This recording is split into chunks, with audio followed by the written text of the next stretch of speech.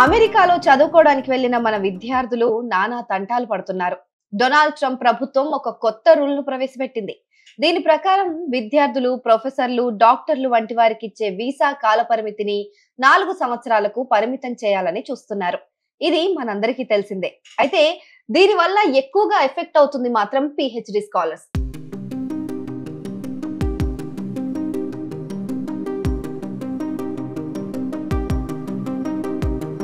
ప్రస్తుతం ఉన్న విధానం ప్రకారం ఎవరైనా విద్యార్థి వీసా అంటే F1 వీసా పైన అమెరికాకు వెళ్తే వాళ్ళు చదువు కొనసాగించినంత కాలం అక్కడ ఉండొచ్చు. ఈ పద్ధతిని డ్యూరేషన్ ఆఫ్ స్టేటస్ అంటారు. అయితే ఈ అవకాశాన్ని చాలా మంది దుర్వినియోగం చేస్తున్నారని కొంతమంది విద్యార్థులు ఎప్పటికీ విద్యార్థులుగానే ఉంటూ అమెరికాలో స్థిర నివాసం ఏర్పాటు చేసేసుకుంటున్నారని ట్రంప్ ప్రభుత్వం భావిస్తోంది. ఈ కొత్త ప్రతిపాదన గనుక అమల్లోకి వస్తే ముఖ్యంగా పిహెచ్డి వంటి లాంగ్ టర్మ్ కోర్సులు చదువుతున్న వారికి ఇబ్బందులు తప్పవు.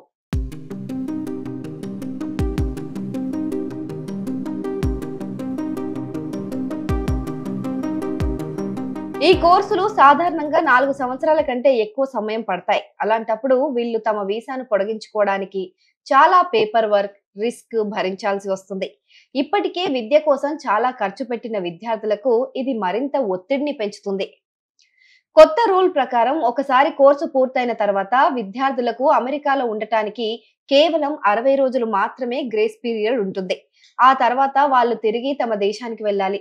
ఒకవేళ అమెరికాలోనే ఉండాలనుకుంటే H1B లేదా O వీసా లాంటి మరో వీసా కోసం దరఖాస్తు చేసుకోవాలి.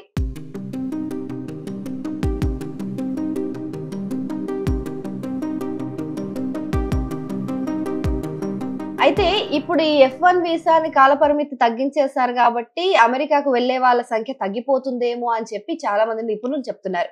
మన భారతీయ విద్యార్థులు చాలా తెలివైన వారని, వాళ్ళు ఎలాంటి పరిస్థితులకైనా అలవాటు పడిపోతారని అంటున్నారు. అయితే అదే సమయంలో చాలా మంది విద్యార్థులు ఇప్పుడు జర్మనీ, ఐర్లాండ్, ఫ్రాన్స్ వంటి ఇతర దేశాలను కూడా తక్కువ ఖర్చుతో మంచి అవకాశాలను వెతుక్కుంటున్నారని చెప్పి అంటున్నారు. సో అమెరికా ఇప్పుడు విద్యార్థులకు ఉన్న ఏకైక ఆప్షన్ అయితే కాకపోవచ్చు.